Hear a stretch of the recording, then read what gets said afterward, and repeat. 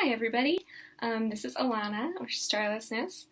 I don't look super sexy right now, but I have the energy to do this right now, so I'm going to do it now, regardless of whether or not I'm wearing makeup or looking good. So I thought I would try and answer some of these listener submitted questions without really thinking about them beforehand. And we're going to see how this goes. It might go terribly. There's a good chance that I'll just sit here and say, I don't know, but let's find out. So someone asked, your online personality and your real life character are usually two very separate things. Have there been moments where you realize once upon a time made an impact, like changing your opinion or doing something you probably wouldn't have done before?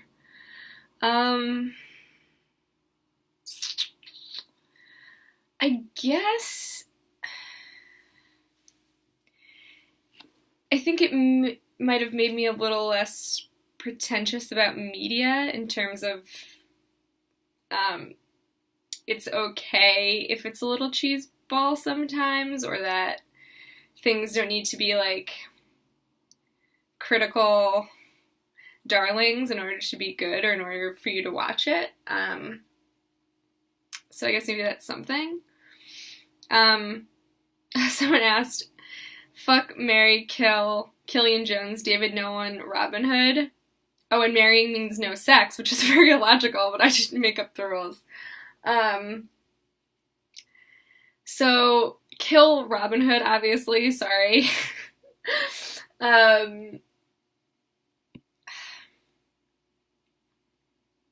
is really, really difficult. I don't like this question. Oh, but marry means no sex. So I guess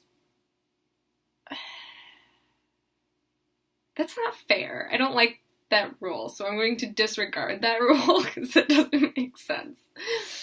I feel like I'd probably marry Killian only because I feel like David is too good for me not to say that Killian is bad. It's just like David is this ultra Boy Scout that I am not, which is kind of like my current actual real life situation where I'm marrying someone who's a much better person than me. And sometimes I feel a little like inadequate. Yeah, so kill Robin Hood. Sorry, Robin Hood, I love you, but no. Fuck David. Marry Killian.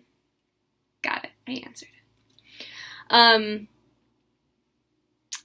Is watching Once Upon a Time a sacred thing for you? Is it your own quality time where you don't want to be disturbed, or is it something you share with family and or friends? I have watched it on occasion with Jacob, but I tend to not like watching it with him because he doesn't really see in it what I do, and so he will usually make little snippy comments. I mean, like, I make snippy comments, but, like, I actually like it, so it's okay if I make snippy comments. So I tend to like watching it alone. It's not really sacred, it's just I enjoy watching it by myself. And I do like watching it with Tessa as we text one another. That's fun. If you could change one thing in the show, one plotline or character, what would it be? I'm going to say two things. I would say making Regina actually a villain would have significantly improved the show, especially if they're going to half-ass any redemptive qualities on her part. That's one. And two would be just getting rid of the Frozen arc entirely. It was terrible and ruined the entire trajectory of the show, in my opinion. And a favorite quote. I think one of my favorite quotes in this show is, a man unwilling to fight for what he wants deserves what he gets, is one of my favorite quotes. I mean, largely, not even because it's attributed to Killian, but it's just such a, it's a very broad quote that applies to a lot of the characters in the show, because as Tessa and I will probably talk about in the episode that we'll post in August, we noticed that there's a recurring theme in this show about people not really taking responsibility for their actions, and so Killian is kind of a polar opposite to that idea. He tends to, at least later on in the show, as he kind of grows as a person, which is what characters should do, good characters should do anyway, he stops kind of blaming other people for his behavior. And so I think that quote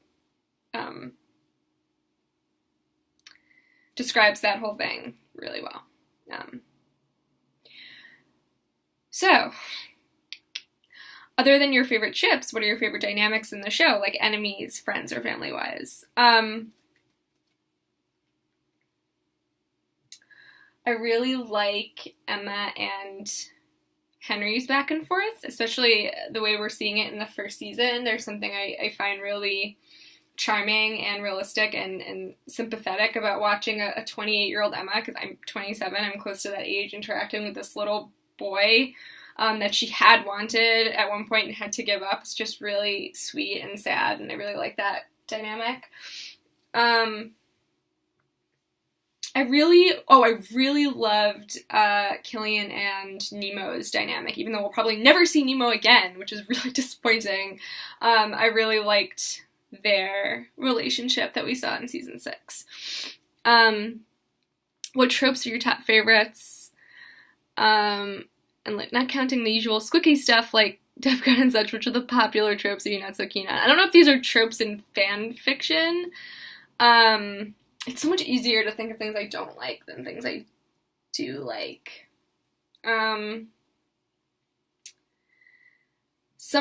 A big trope that I don't like, that I'm sure we'll talk about at some point in the podcast, is this whole thing with thinking that Killian just breaks down Emma's metaphorical walls and then she's all better now.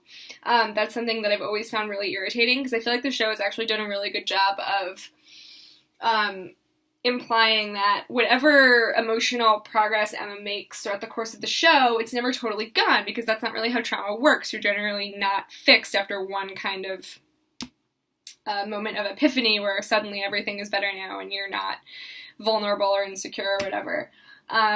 And that happens an awful lot in fic. They'll just be, so let's say there's a fic of like 10 chapters, takes 5 chapters, suddenly they do it, and then it's fixed. And he has somehow had this magical trauma-fixing penis, and they have sex, and then she's all better. And I don't like it. I think it's lazy and annoying. But I'm trying to think now of tropes that I like. I guess I really like...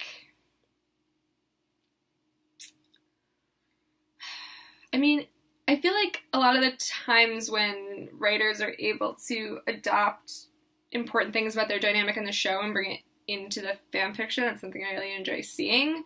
So, Killian being a really understanding partner for Emma is something that I always really like seeing in fan fiction. Or just like the complexity of feeling, which I guess makes it kind of non-tropey. I'm going off on a tangent with this question, but, so I'm just gonna go to the next one. Has watching Once Upon a Time and being in the fandom helped you in some way? I think yes, it's helped me write more, even though it's not original writing, which is bad. So in some ways, I would say actually it's been good and bad. So I started rewatching it again when I was in graduate school, and I was really overwhelmed because I was teaching and I was taking graduate courses. So I was teaching classes of 23 students and grading their papers, and then writing my own 20-page papers, generally 2 of them a semester. So it was 40 pages of independent research and then writing. So I was pretty stressed out. And I was sick of watching TV shows that were just sad or violent or depressing, and so I started watching once again, and it kind of helped in that way.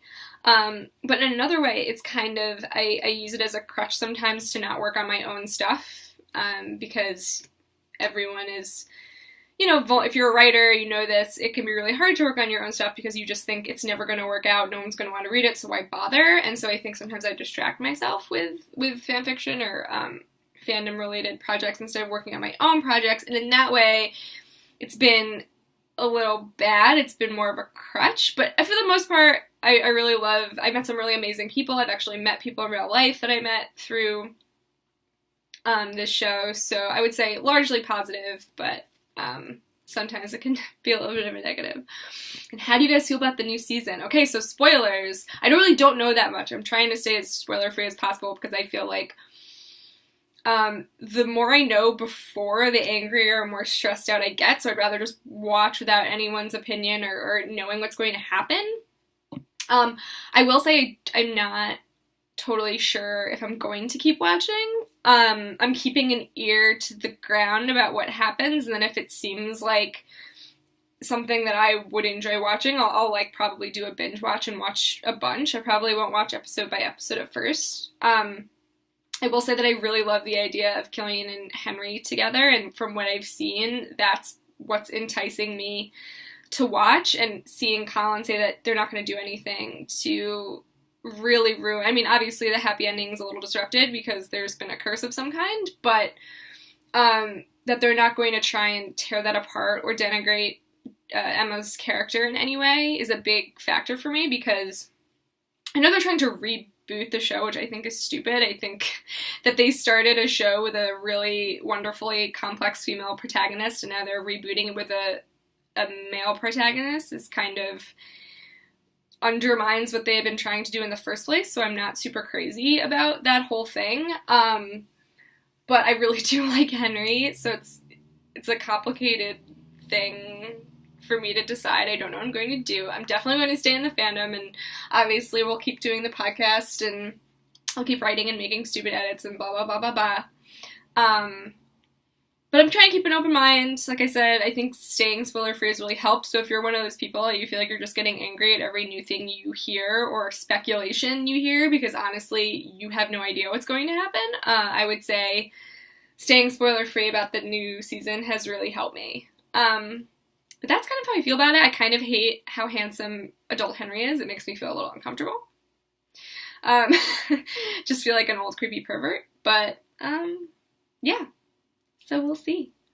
But thanks for the questions, and I hope this entices people to listen to the pod, because we definitely need some more followers, or it's just going to feel like us yelling at no one.